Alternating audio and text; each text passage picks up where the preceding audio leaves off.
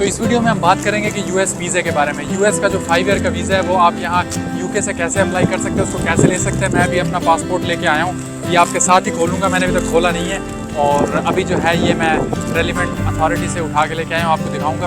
Basically यहाँ से visa apply करने के लिए सबसे ज़्यादा ज़रूरी जो है यहाँ का स्टेटस।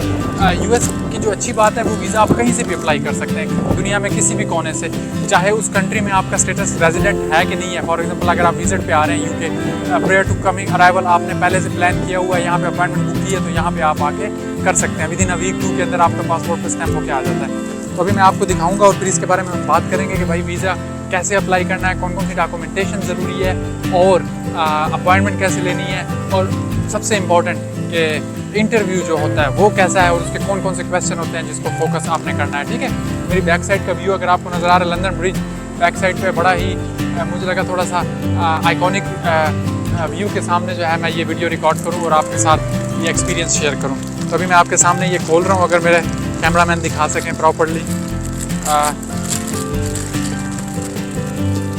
पासपोर्ट जो है मैं पहली दफ़ा है कि मैं अभी देख रहा हूँ, क्योंकि आपके सामने मैंने अभी जो है ना इसको खोला है, इससे पहले मैंने ये खुद भी नहीं देखा। तो अभी अगर बात करें हम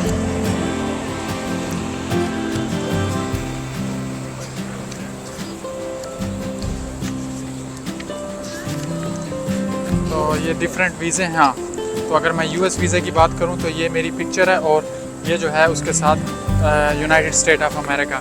तो ये इसका जो वीज़ा इन्होंने पेस्ट किया हुआ है, अगर इसको मैं दिखा सकूँ एक्सपायरी डेट, चूँकि इंफॉर्मेशन मैं नहीं दिखा सकता ज़्यादा, तो ये 25 जून 2028 तक जो है इसकी वैलिडिटी है। 5 ईयर का जो है ये वीज़ा है। और अगर आप देखें इसका अगर इशू प्लेस दिखा रहा है तो ये लंदन के अंदर हो गया।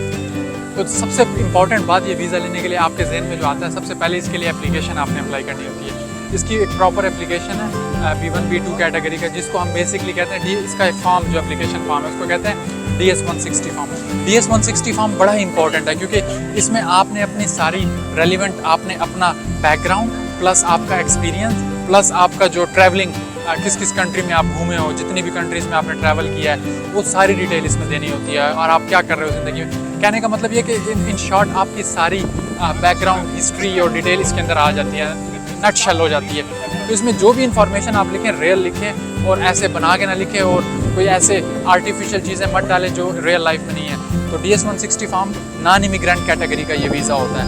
मतलब इमिग्रेंट जो स्टेटस होता है वो दूसरा होता है, वर्किंग का या वहाँ जाके आप लॉन्ग टर्म रेजिडेंसी का, वो एक दूसरा पाथ है। ये नॉन इमिग्रेंट वीज़ा होता है। तो इसमें आपने उसको यहाँ पे क्लियर मेंशन करना है और उसको बताना है कि भाई मेरा जो पर्पज़ है वो ट्रैवलिंग का पर्पज़ है। यहाँ पर आप बेसिकली जो आप डॉक्यूमेंटेशन और अपनी वो फिल कर रहे हैं, आप यूएस का एड्रेस डालना होता है, आप वहाँ से booking.com से जो है बुक कर सकते हैं। उसके अलावा जो है अपना ट्रैवल प्लान जो है वो उनको बता सकते हैं। ट्रैवल प्लान जो है वो बड़ा मैंडेटरी होता है, आपने बताना होता है कि भाई आप कब ट्रैवल करेंगे।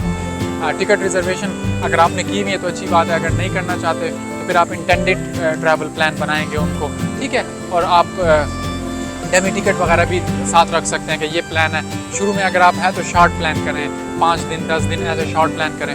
उसके बाद जैसे ही आपने ये अपॉइंटमेंट कंप्लीट की, आखिर में जो है आपने इसकी फ़ी है वो आपने पे करनी है, विच इज़ $160, जो कि 142 पाउंड अप्रॉक्सीमेटली बन जाता है। ये करने के बाद आपने अपॉइंटमेंट के लिए बुक करना है। अपॉइंटमेंट जो है उसमें वही आपने एप्लीकेशन फॉर्म की डिटेल डालनी है, उसके अंदर आ जाएगी सारी वो डिटेल डाल के, अपना ईमेल डाल के आपने अपॉइंटमेंट। नॉर्मली जो है यूके में अभी करंटली आपको 2 से 3 महीने इंतज़ार करना पड़ता है अपॉइंटमेंट के लिए, क्योंकि बड़ा ही टाइम थोड़ा सा लेता है अपॉइंटमेंट। तो वो जैसे ही अपॉइंटमेंट आप बुक कर लेते हैं, उसके बाद आपका रेलिवेंट डे पे आप जाते हैं। आप बेसिकली अपना डॉक्यूमेंट्स, अपने बैंक स्टेटमेंट अपने साथ एक फ़ाइल लेके जाएंगे। अगर किसी चीज़ के बारे में आपसे पूछे तो आप वो बता सकें। ट्रैवलिंग का वो पूछता है कि भाई तेरा पर्पज़ क्या है, why do you want to travel.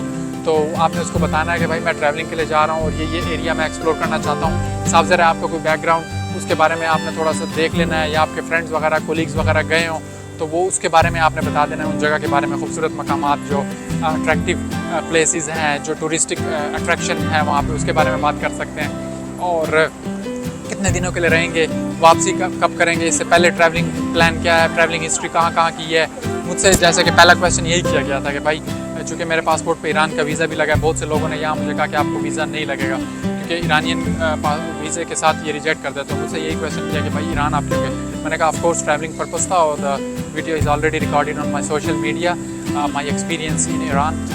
तो मैंने उसको यही बात बोली और जो रियल और फैक्ट थी, और ज़्यादा घबराना नहीं है। इंटरव्यू जो है ना वो फुली कॉन्फिडेंस, वो आपका कॉन्फिडेंस देखते हैं और आपका बैकग्राउंड देखते हैं, बस ये दो चीज़ें, और उसी टाइम आपको बता देते हैं, सेम मिनट्स पे बताते हैं कि कांग्रेचुलेशन, जो वीज़ा हैज़ बीन अप्रूव्ड और we are taking your passport, that will be return to you in 2 weeks maximum.